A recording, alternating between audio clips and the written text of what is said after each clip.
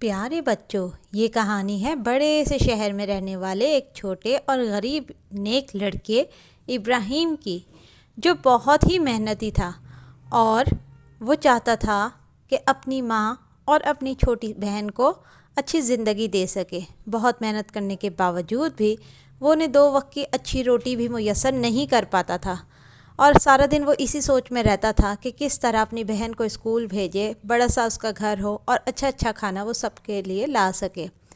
انہی سوچوں میں گم وہ رات کو باہر نکلا تو اسے ایک بزرگ ملے۔ بوڑھے آدمی نے اس سے کھانا مانگا اور اپنی پریشانی بتائی۔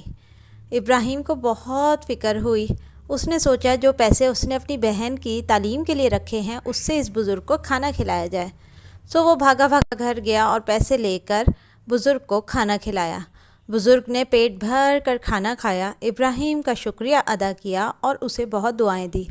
ابراہیم وہاں سے نکلا ہی تھا کہ اچانک اس کے سامنے ایک خوبصورت سی پری نمودار ہوئی اور اس نے چھڑی گھمائی اور ایک خوبصورت گھنٹی ابراہیم کو دی اور کہا کہ اسے جب بھی بجاؤ گے تو تمہاری ہر ضرورت پوری ہو جائے گی۔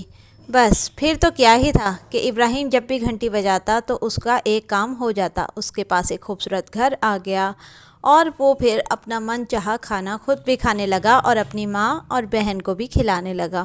طرح کے مزیدار کھانے وہ اور اس کے گھر والے انجوائے کرنے لگے۔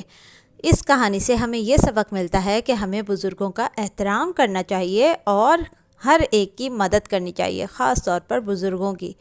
تو پیارے بچوں، آپ بھی مدد کریں تاکہ آپ کے ساتھ بھی اچھائی کی پری آ کر آپ کی مدد کرے۔ مزید ویڈیوز کے لیے سبسکرائب کریں۔